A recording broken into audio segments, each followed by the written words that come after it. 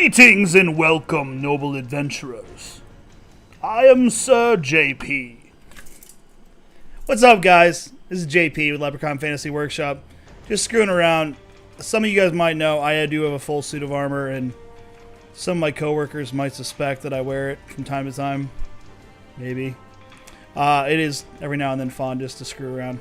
But let's do some unboxing, shall we? Ow! Oh, that hurt. So we're going to do some unboxing, some more of our Fangs and Talons, good old times. Still looking for that Nightwalker. Don't know if it'll happen, but we'll see what we can do. So we'll get right into it. Let me switch some cameras around and we'll kick it off.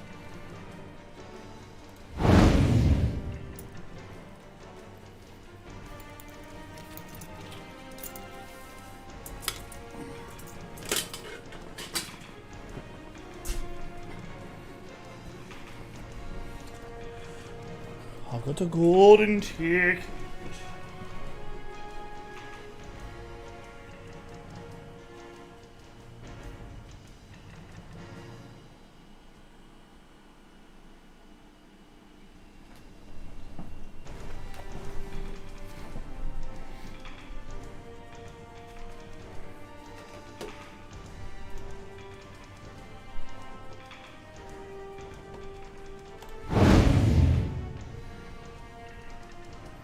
Alright guys, so I'm back here with you, and so we're going to do some unboxings. So as before, I like to do the rotating table so you guys can get a close-up look, and then also the unboxing. You don't need to see my stupid face all the time.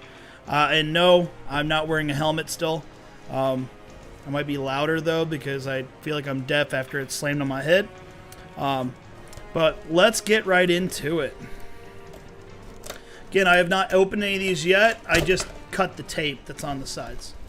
So let us see what the gods have in store for us. Very excited. Very cool indeed. I forget Ray something. I think a couple of these actually. This is a Kirin. I don't know if I'm pronouncing that right. Some sort of mystical steed that I could use for my players so they could mystically ride into battle.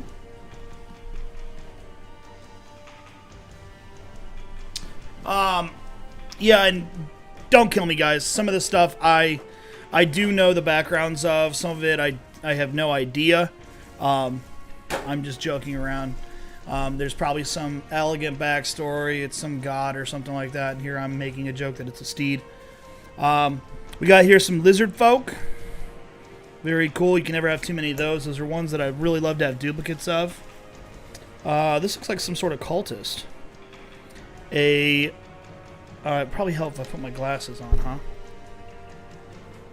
I can't see. We've got a Thyan Apprentice. Very cool. Kind of reminds me of, you guys ever seen that Brendan Fraser movie, The Mummy? And by the way, that's a remake of the Boris Karloff, for any of you kiddies out there. Not to be confused with the remake with Tom Cruise. Very cool. And then this is like a gas spore, I think it was. It's definitely like the line of the beholder kind of thing. Gas spore, correct. So very cool. Cool miniatures indeed. I love my miniatures, as you guys know.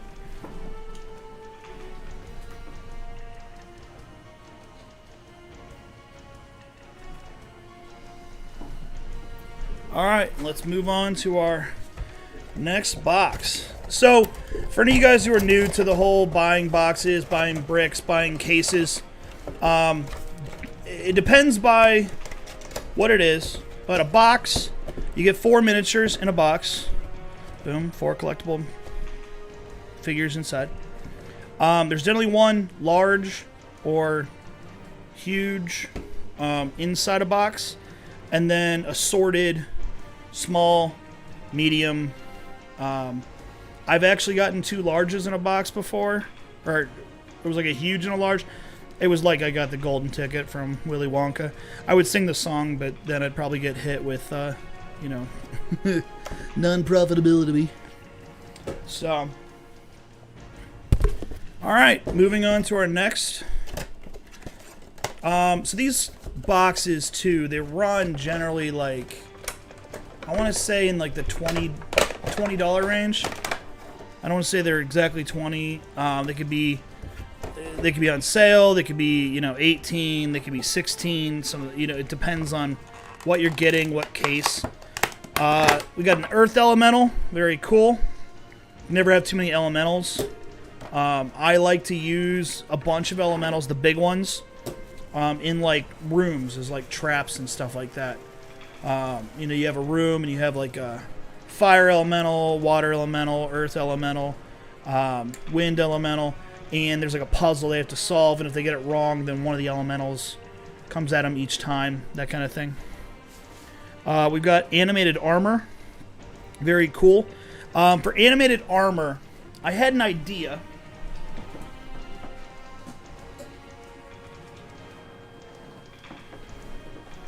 For like an encounter with animated armor. So you've got like a wizard or not a wizard, like an armorer, you know, traveling through the woods, forest, that kind of thing, and maybe stumbles into like a green hag or a coven of green hags, and they decide, like, I don't know, maybe she hits on him, who knows, he spurns his advances, or he upsets her in some way. And so she animates the armor, so it now wanders through the village or town or forest, trying to kill everybody. And your adventurers could try and stop the animated armor. And if they do succeed, then, you know, maybe they're gifted some high-level armor, or the armor makes a weapon for them. Something, who knows? We've got a Gloomweaver. Looks like a drow. So, I wonder if that's some sort of form of a drow or something like that. Like a very cool sculpt. You guys can see that. It's like walking, flowing white hair.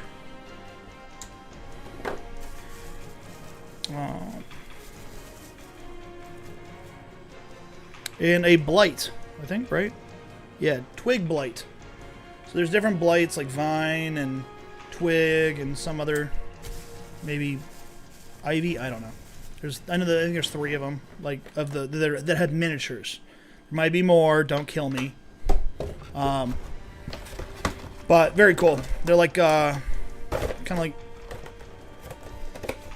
Have you ever played Skyrim and you've got that twig thing that always gets mad at you and throws like wolves and stuff at you? Alrighty.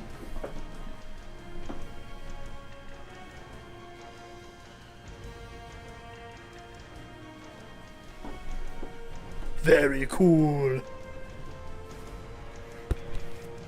Secret to buying boxes, by the way. I mean, I ordered this on Amazon. It was actually under $100. So, depends on where you get it.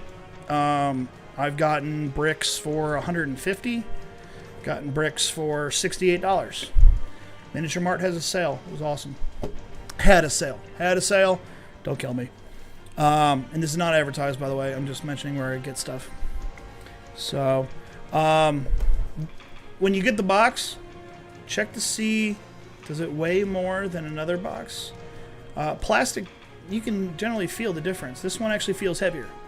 So I'm expecting a huge or something big, something substantial. Don't quote me on that, but I'm willing to bet.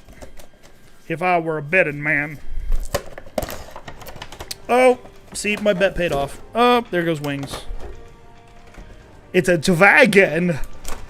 So we got a blue dragon. Young blue dragon. Young blue dragon. Very cool. I love me a dragon. I mean, I'm not saying you have to have dragons to play Dungeons and Dragons, but I mean, they're iconic, man. I mean, And ladies.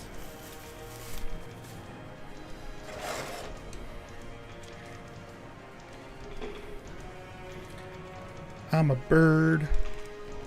Just pop the wings on like that. You could super glue them if you want, whatever, but we're just gonna press fit right now. There it goes right there. Look at that there. Okay.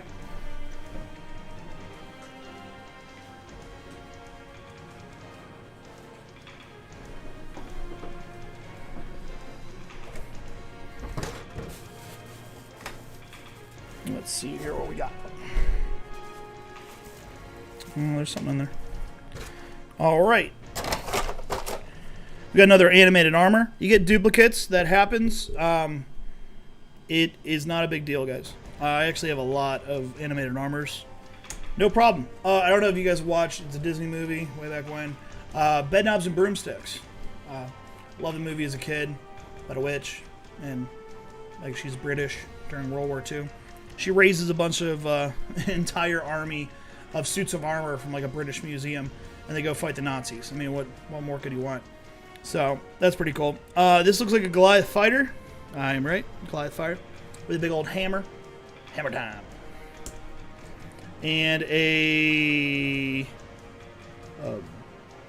boogie. I don't know. Is that an L? Bogle. A bogle. Focus. Focus. Focus. Oh my god, I'm so white. Anyways. Let's see what we got.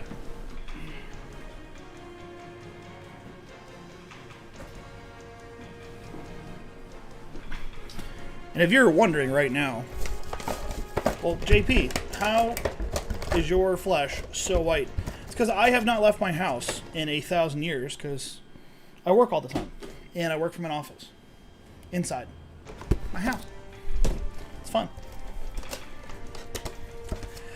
Pays the bills to get this stuff. Alright, let's see what more adventurous things we have in here in store. Alright, so this looks like it's one of the genie things, like a Madrid or something like that. Madrid. Not to be confused with the country. Marid? I think I'm pronouncing it right. I'm not sure. I'm an idiot. It's not like I have a master's in English or anything like that. Oh, wait, I do? I'm an idiot then. Mimic door. Love these things. I love mimics. Love doors. They're great. Just don't walk into them. Mimics or doors. If you do, you're going to have a bad time. This looks like to be a wolf spider. Name him Wolfie. Wolf spider. Yeah. Yep. Did I miss something? I feel like there's somebody else somewhere. Where you at? This guy's like hiding. I do not know what that is. It's like a unicorn bunny rabbit. It has a horn, and it looks like a bunny. A Mirja? Or Mura? Look at bunny rabbit with a unicorn horn. And be like, JP, this is how I pronounce it. I'm smart, you dumb. I'm like, okay. You right.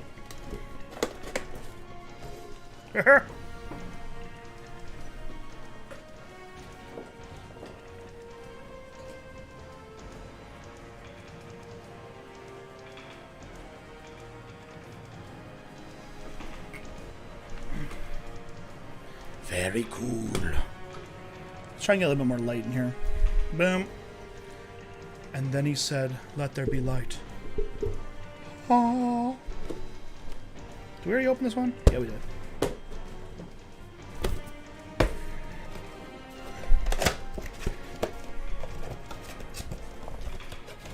Ooh, fireball. Looks like we got a fire elemental. This guy. Oh, I can't sing it because I get like hit with the like you owe us money. But it's safe to say this guy's on fire. Fire elemental, very cool, very useful. So I said before, I love elementals. Incubus, not to be confused with a succubus. He's a guy.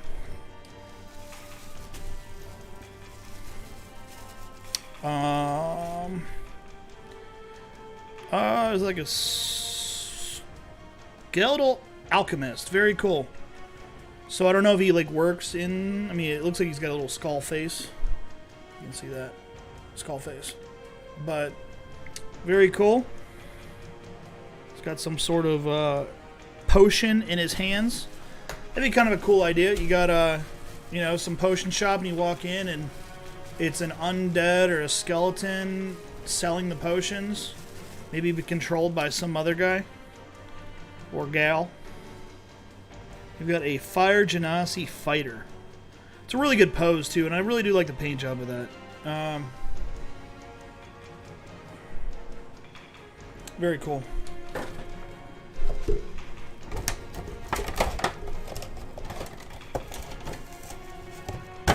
Get out.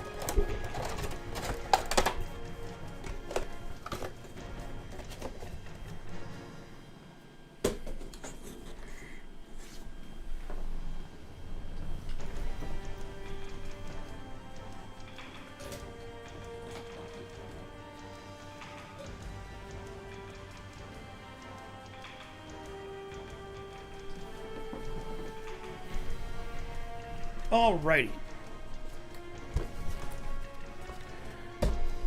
We've only got 3 boxes left, guys. I don't know if the Nightwalker is going to happen, guys. I dream of it. I mean, good news is in Wave 15, if you guys follow like miniatures, the Nozzle, however you say that, the unpainted miniatures in Wave 15, which will be coming out in a couple months, there is set to be a Nightwalker in there. And I do personally love painting miniatures. Some people don't. That's not their cup of tea. But for me, sometimes I think I do a better job in some cases. Some cases. I'm not a wizard. A Yanti Acolyte or something like that. I've got a bunch of these things. Yanti Amamatha. I honestly wish they would just made these large instead of huge, based on the base. One criticism. I mean, it's decently painted enough. I just don't like that it's such a big creature. I do have like 5 of these though, so players beware. Snake Island probably might be a thing. This is an Ambush Drake. Very cool. Some of my first miniatures, actually, I got Ambush Drakes, and I did not have the ability to paint this well. But it's always good to add them in the collection. This looks to be a vampiric mist. So, fun fact about that, when you kill a vampire, it doesn't just die. It turns into a mist, it floats away, whatever. This gives you a miniature representation of, oh, it's over here now, something that your players can target. Because it wouldn't be invisible, it'd be something they would be able to physically see. I know I talked about this before. This guy, he reminds me so much of Nosferatu with the 2 front vampiric incisor, not incisor. I don't know, I'm not a dentist. His front teeth. He's got like pointy buck teeth. Burlbang, man. I don't know. Very cool.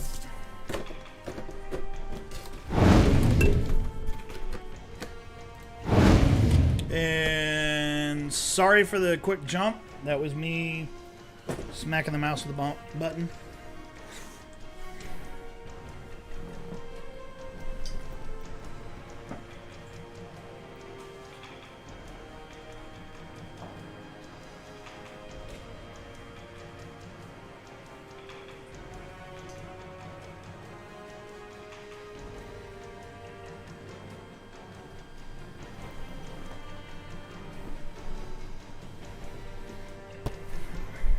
Alrighty, we are down to 2 boxes.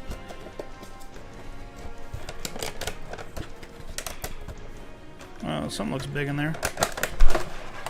Hey, we've seen this guy before. Another fire elemental.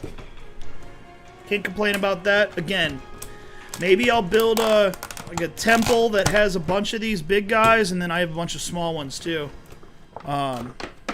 And you again, there's nothing wrong with getting duplicates of stuff. You will find a way. Also, the great thing is if you've got higher level players. My players are at. They're gonna kill me. I don't remember what the level. 8 maybe. And there's several players. There's 6 players, so they can blast through some normal or light leveled stuff. So here's a Vine Blight. So getting a bunch of, substantial monsters, or you don't just hit them with 1 or 3. Hit them with smaller stuff.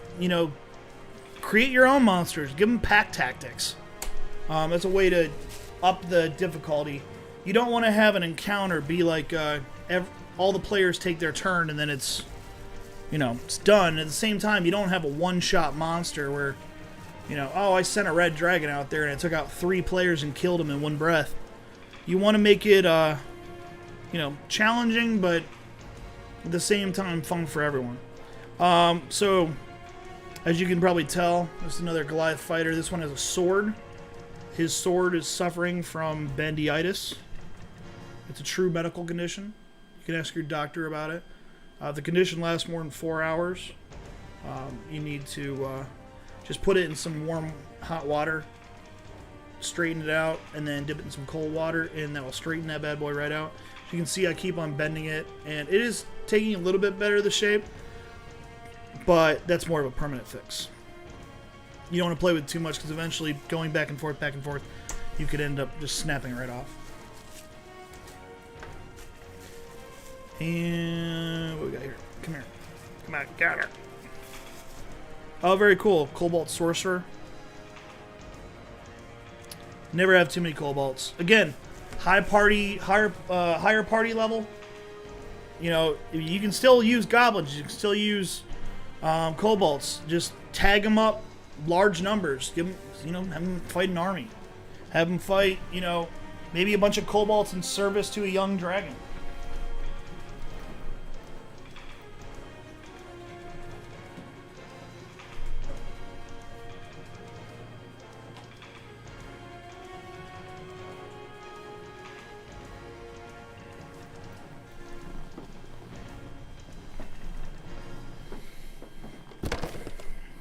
Alright.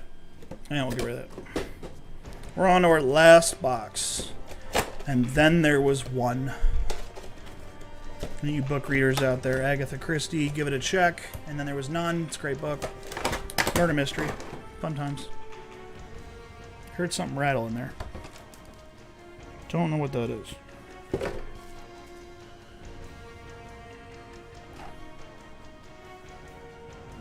Piece of black plastic, whatever it is. Cool. So we got a pack mule. It's his butt. His tail fell off. That's right. Little super glue and pop him right back on. His butt will be good as new. Looks like a water elemental. Very cool. Very, very, very cool. And also, I'm very excited. It's not necessarily D&D licensed miniature. Obviously, it's from Wizards of the Coast, and I'm about to talk about. But for Pathfinder, sorry, I'm making all this crackling noise as I talk. For Pathfinder, they have elemental lords coming out. Some of them are already out. I believe maybe the Wind and Fire. Earth comes out, I think, this month. Earth, Wind, and Fire. No, they're not a band. Well, they are a band, but the miniatures aren't. Maybe they are. I mean, maybe they're talented. Who knows? But they're massive figures. I have a couple of them, the ones that have been released. But very cool. So, I mean, you could have a room or a temple or something like that with the big bad of that temple being the elemental lord, and then having a number of elementals as well. This is a Cobalt Inventor. Very cool. If you watch Critical Role, I think his name was Scrat, something like that. He was like 11 days old. And this is kind of a miniature. It was modeled off of him. He's got a stick with a scorpion on it. He's got a, it looks like a bag with a giant skunk sticking out of it. It's good times. Good times. Had by all. Except for the people who get skunked. This looks like a Banshee. Yep. So we got a Banshee. So if you watch my other stream, we actually got a Banshee and its head was gone. And I was like, is it supposed to be gone? Is it that way? Yeah, I guess it's not. It's not supposed to be gone. So I'll have to super glue that one on. I just put it next to the side. So that, guys...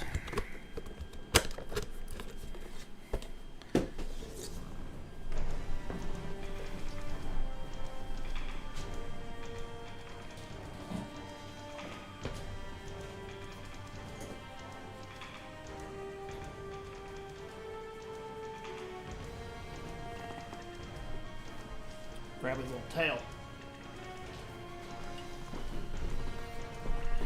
So that guy's all she wrote. It's sorry, I don't know what to do with my hands. Yeah, use a paperweight. There's some there. So that's one of the things you guys can do for miniatures. You know, get a brick. It's 4 to a box, 8 boxes. The math is like, you know, something that I probably should know, and I don't care. It's 24. Well, it's not 24. It's 36. I'm an idiot. I'm sorry. You know, not all heroes wear capes. Not all idiots do math. I don't. So, yeah. I mean, you can buy miniatures. You can get 3D printers. You saw in the intro, I have a number of 3D printers. I 3D print miniatures all the time. Here's a little example. Little skeleton, 3D printed. You can 3D print massive armies for, you know, 30, 40 bucks a bottle of resin. I would recommend resin printers for miniatures. Not saying you have to do it, but for best results, that is the product I'd recommend. Again, I'm not advertising anybody particularly. I have 2 pairs of photons. I also have 2 Creality Under 3s, just the base models. But they are simply ideal. They're ideal for what I use them for. You can probably hear in the background my printers, and I'll give you a quick look. For those who have squeezy stomachs, we're about to move. So you can see behind me, we've got the photons and then the Creality Under 3s. And I generally keep most everything printing for a long while. And this stuff is the wash station and the UV light that I 3D printed. Fun fact. So for miniatures, you can, you don't even have to have licensed miniatures. You can use a penny. You can use anything. Paint bottle. There. Big bad. Fight paint bottle. It doesn't have to be a legit representation. If you're starting out, even if you're a pro and you have been playing this for 1,000 years, you don't need to spend money to play in D&D. D&D Beyond, again, not a paid advertisement. I love them. I would promote them if they did pay me. I'd promote them if they didn't pay me. I run all my campaigns through D&D Beyond. I do all my research through D&D Beyond. I talk in the forums in D&D Beyond. I make my own stuff in D&D Beyond, and then I will look at, maybe publishing it. And I know there's like things on. I'm not looking to make it just for D&D, all tabletop, that kind of stuff. But it allows me to create something that I can put in game, that I can play test with my players, and then go, all right, now let me make it suitable for everybody, for all game modes, that kind of stuff, and it lets me change things around. D&D Beyond is really great for those who suck at math, me. They make it easier and easier every day. They added something recently where you just click on the dice on what your attack is going to be, and it does the math for you. Your plus, 3, your plus 7, your plus whatever. It does the additional damage. It does the, you took 7 points of cold damage, 6 points of piercing damage, and, and then you roll for a saving throw to see if you're knocked prone. It really takes a lot of the intimidation factor out of the game. It's great. again, you can play on D&D Beyond. You can, as a DM, you can see what all your players are rolling. If they're rolling the digital dice, if they're rolling, you can honor code. But it's a great way to play your games. I still like, there's like a system, Roll20, where you can kind of build your own dungeons in a computer, and your players kind of see it, and they can move their characters around within that, or a token of their character, just as you would at a table. That's a way to go about using playing the game. What I physically do is I do a Zoom chat. I have a Zoom channel. I have my players log in, and then in the system that you guys can see, I've got a camera here. Obviously, there's the camera I'm looking at. I use my web. All my stuff you see here, other than my computer, this computer stays up here, but my laptop goes down to the gaming room, and I have 3 cameras on the game board. All of the terrain I build, all the models I do. Players can see them. I have the figures, they can see them. There's an overhead camera like the one that you guys can see right here, so they can see the whole map. There's, and then there's 2 cameras on different angles. And I log the cameras in individually. So what I use is I use my old iPhones. I'm one of those ones that has a phone till it's so outdated they won't even take it anymore. Well, fun fact, they still work. You just log them into Zoom. It doesn't do anything else but Zoom. And so now my players can hop into other players, the cameras, and they can see perspectives and jump from perspectives, so they can see what's going on. It's just like they're at the table, but we're all safe because we're still quarantined from COVID. And it lets me be able to do a whole lot more. I don't have to worry about I'm putting terrain in their personal space, where they're trying to put a book on the table and I've got a castle in the way. It lets them have as much room as they want in their personal space, and lets me have all the table I want at my own personal home. Now, in a few months when we go back, I just got my last shot for COVID or whatever like that. When we all go back, if we go back, I do plan on building a table with a recess in it so that the players can have their books and stuff on a ledge and then look down in. Also, the table can be sealed off on the top, so I can put like a sewer in the lower part and build a city in the upper part. And then so if they enter into the sewers, I just take the top off. So there's a lot of things I'm working on there. I'm waiting on some parts. I don't want a standard just table.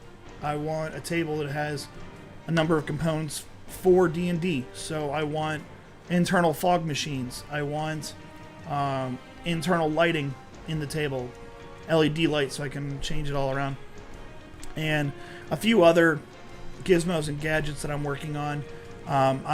If you guys have seen my shop, I have some videos about it. I have a laser engraver. I have the 3D printers. I'm looking at doing a bunch of accent work. I do have a woodworking shop, so I'm planning on... I want the table to be an extension of me, but also a piece of artwork. So I'm looking at developing some either aluminum casting or brass casting as accents as well. Maybe 3D printing and doing empty molds. I really like dwarven stuff, so I might... Not Dwarven Forge, by the way. I'm just talking about dwarf in general. So some of the artwork from Weta Workshop for Lord of the Rings. Not copying their stuff, but giving it essentially that dwarven look. Maybe something like that. This is personally for me, so it's not going to be something that I have to worry about licensing or like that. So I might use artwork from, The Hobbit, Lord of the Rings, other Tolkien stuff, other artists. A couple of my players are actually artists. One's a graphic designer, and one's an artist. One of them did my logo. You can see on the channel. So we're gonna look at stuff like that, and that's something that you guys will possibly get to see. I don't know about how I could live stream from my workshop, and the fact that when I'm around power tools, if I was live streaming, I would probably not have all my beautiful digits, because I am really bad about measuring twice and cutting once and all that stuff. So we'll figure that out. I'm still waiting on some parts. I do Kickstarters in a big way to add to my collection to support artists out there. If you're looking to get miniatures, that is my biggest recommendation. Kickstarters. I mean, 3D printing's a big one. I'm not saying you gotta get a 3D printer. You don't have to. But if you want to add an endless supply of miniatures that you can have your own will and whim to, 3D printing is the way to go. Just check out, if you're interested in it, if you're just interested in it, before you even make any investments, check out like a website like Thingiverse. Spelled just like that. Thingiverse. Iverse. One word. And just type in like D&D in the search menu. You will find so many great miniatures. There's a ton of stuff that I get off of there. Terrain, dungeon tiles, miniatures, scatter terrain. They're just everything and anything. There's stuff that I 3D print. And I mean, I have a bunch of stuff from licensed manufacturers like Printable Scenery and Fat Dragon Games and a few other like licensed or distributing websites that sell STL files. You don't have to break your bank account. You can get a 3D printer and go on Thingiverse and build the biggest dungeon set completely for free. Now, granted, some of it might not work or fit together right. They have look for OpenForge. And really cool thing about the D&D world for 3D printing, OpenForge connects to every other major tile system out there. So the Rampage system that Printable Scenery uses, well, guess what? It works with OpenForge. The Fat Dragon Games, they have a patented system called Dragon Lock. Guess what? There's adapters that will adapt and allow you to use those pieces with Open Lock with the Rampage systems too. So it's outstanding. Now, if you're looking at buying terrain sets and stuff like that, Wizkids has started coming out with their I think Warlock tiles, what they call it. The clips are a little bit smaller. It doesn't look like you can 3D print them, or there's an adaptability to it for 3D printers. I started out buying terrain that other people had 3D printed or other people had made, and I think I spent like $100 or $200, and one of the first dungeons I ever put out sorry about that, was, I don't know, maybe 4 or 5 rooms with a little bit of, it didn't have walls or like that. And I spent about $200. And I looked at it and go, well, for $200 I could buy an FDM printer. FDM's who I'd recommend if you're looking to make tiles. And for a spool of filament, so you can see behind me there's 2 spools on there. A spool is about $20, depending on who you get it from. 25 to as low as like 16. You want to be careful of who you get your filament from, because if it's subpar, then you're gonna have subpar prints. I use Hatchbox. This is not a paid advertisement. I've always used Hatchbox. I've bought other brands maybe twice, and it was because I was looking for, not clear, but I was looking for like a neon, like orange, kind of opaque, that you can't print clear, but for like fire, kind of thing for fire pieces that I installed lighting into battery packs, and so I had like burning torches on a wall, stuff like that.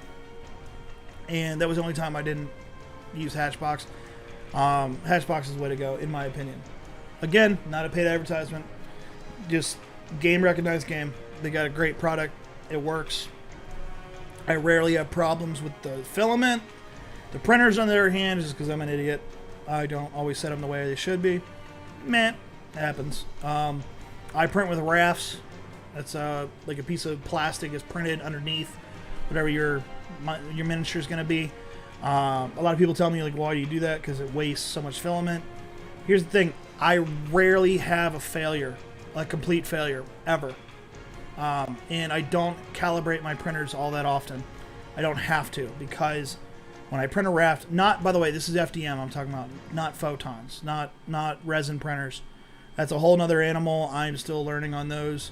I have printed probably 400 to 600 miniatures on photons, and I am still learning. This guy is Mr. Reliable. He hasn't failed in probably 4 months on anything. I can't get him to ever succeed.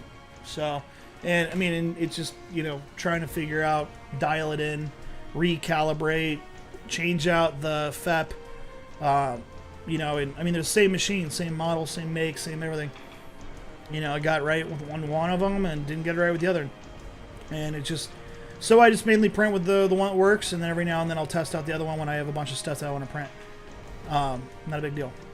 So, but yeah, if you guys have any questions, comments, concerns, please, you know, like, subscribe. I'm looking to do a number of videos, not just live stream, but videos to release on my YouTube channel. I think with those, we'll also have I have a Patreon. I'm going to go through and adjust that a little bit. I've had a Patreon for a while, but I didn't really make it cost effective or update it. So, I mean, why would we want to join it if it's not going to be?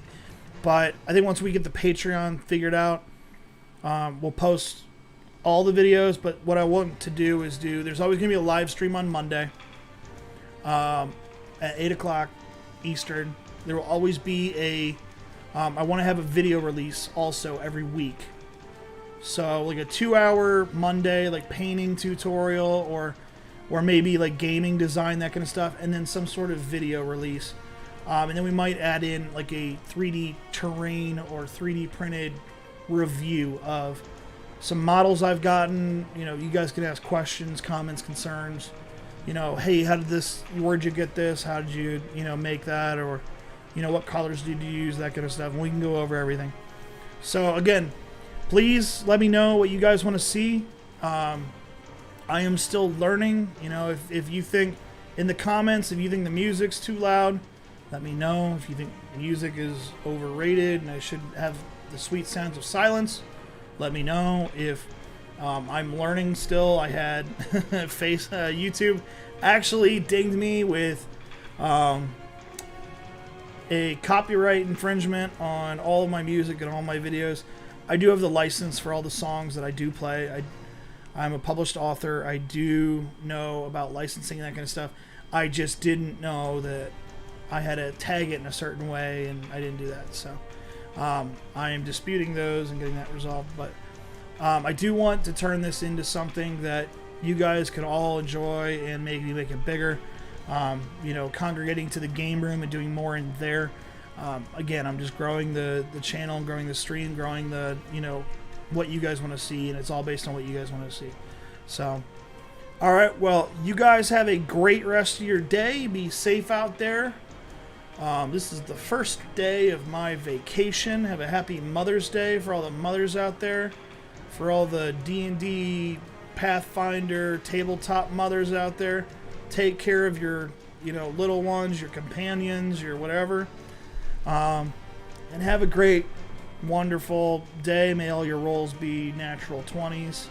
Unless you're a DM, then just make it challenging enough that you only kill one person every, let's say, 5 sessions. And then let them maybe resurrect one of them. Player death is normal. Just deal with it. So, alright guys. Well, you guys have a great rest of your day. And I'll catch you in the next one. Again, like I said, we'll be up and running again on Monday is our next stream at 8 o'clock. I just did this as I got a brick in today. So, I mean, why would I make a video? I want to open it. I want to see what's in there. So we'll do a stream at 8 o'clock on Monday. And we'll see what else is going on in this week. Like I said, I'm on vacation this week. So try to do some more stuff with the stream.